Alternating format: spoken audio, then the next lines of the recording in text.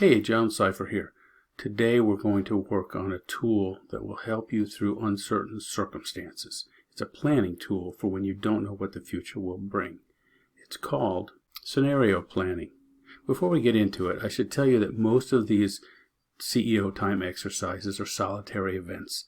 They're things you should do when you have some quiet time, when you're uninterrupted. But this one's different. You should think about it and review it on your own. But when you actually do it, you should get your team together, either your leadership team, your board if you have one, maybe your coach, somebody that you can bounce ideas around. It's better done that way. So let's get into it. Scenario planning is a tool you use when the future is uncertain. The reason it's so powerful is that it can help you plan when you really don't know what the future will bring. We can never predict the future, but often we can project it. What I mean by that is, we look at last year's numbers and we say, this year's going to be kind of like that, only this with these kinds of tweaks. Or even if there was a big disruption, like the previous recession, or sometimes a good disruption when you are launching a new product or whatever, you can look back at the previous situation and say, this one's going to be like that, only slightly different. But when everything's up in the air, you really can't plan and you can't project. So what do you do when everything's uncertain? As I sit here in April of 2020, everything is uncertain. We're in the middle of a pandemic. We're uncertain about the health of our families, our loved ones, our customers, our employees. We're uncertain about the economics. How long will this recession last? How deep will it go? Of course, we're uncertain about all that stuff. Well, how do you plan when the future is unknowable? You use a tool called scenario planning. This will help. It was designed by people at Shell Oil in the 1970s. And here's how it works. Step 1 is you pick a few different scenarios. Step 2, you document plans for each one. And step 3, as the future unfolds, it won't be like any of them, but you've got some plans that you can cut and paste and adapt different pieces to. Before we get into it, let's look at why this works. People like to plan and think about the future in terms of stories. This is called a reference narrative. And we're at risk when the future doesn't unfold the way our reference narrative expected it to.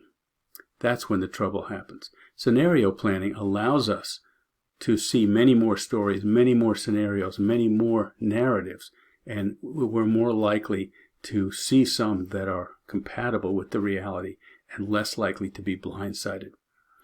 I got this concept of a reference narrative from this book by John Kay and Mervyn King.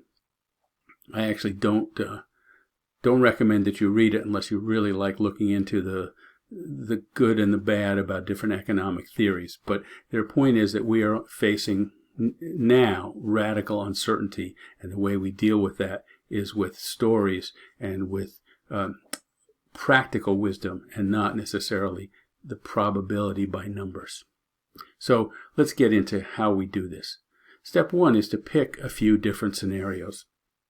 I've outlined here some categories of scenarios, not the scenarios themselves. For example, one category is who can you help?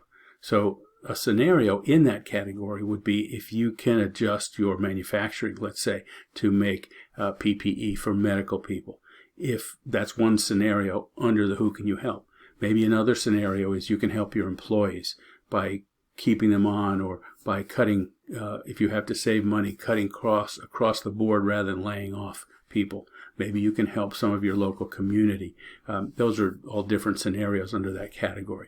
But here's some categories to think about. Cash levels. At what level of cash on hand or cash that you have access to do you actually need to start making changes? Whether there's people that are sick, and you might need 2 or 3 different scenarios in this category depending on who is sick and what they do. Another category is the worst case scenario. Obviously, nobody wants their business to go under. But if it does, you'll do better if you've planned it and thought through, or if you have to let go of a certain product line or something like that.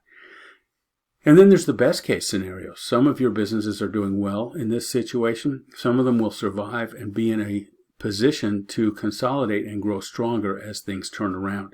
You may have people that you wanted to hire that weren't in the market before, and now they are. There may be competitors, for example, that you can buy, or other markets that you can go into. So think of some best case scenarios. And then there's a category of free time. When you have employees that you're keeping on payroll, but there's not enough work for them to do, what can they do to boost your strength for the future? Maybe there's systems that you can buff up or systems that you can document, things like that. So step one is to pick some different scenarios. And step two is to document those plans for each scenario. And a good plan has these 6 parts. I actually recommend that you look at number 1 and number 3 together. So start with a name, a very descriptive name, a very unique name if possible, and then give it a description. So that will help you decide what that scenario is all about. Number 2 is the header. The header includes when you last revised this plan. It includes who's in charge of this part of the plan or this scenario when it happens, what their contact information is, that kind of stuff. Number 4 is the questions. What are the questions you're going to want answers to? You may not get all those answers, but what are the things you should be asking about and thinking about as the scenario plays out? And then number 5 is the action steps. Who's going to do what, when, in what order, what resources will they need? That's the typical stuff that's in a plan. And number 6 is who needs to be communicated when you start implementing those action steps. What method will you use to communicate with them? What communication is internal to your organization and what is external? And then the third step is adapt. The future will not pan out like any of your scenarios in all probability, but you'll be able to cut and paste and pick and choose different parts of it as the future comes about. So we've looked at scenario planning as a tool to use when the future is uncertain, like times right now when we're in a pandemic. But even when things get back to normal, whatever the normal looks like, this is a good tool to use on an occasion. Maybe 2 or 3 times a year you set aside some time for scenario planning. Look at scenarios that may not be likely, but they might be possible. Scenarios perhaps about new competitors, or scenarios about new technology, scenarios about new markets that you want to go into, and use some of these techniques for planning for that, and that way you'll be better prepared for the future no matter what happens. So I hope this has been useful to you. If at any time I can help you, please get in touch. You'll see my email up there, John at CEO Bootcamp, and go to ceobootcamp.com to follow my blog.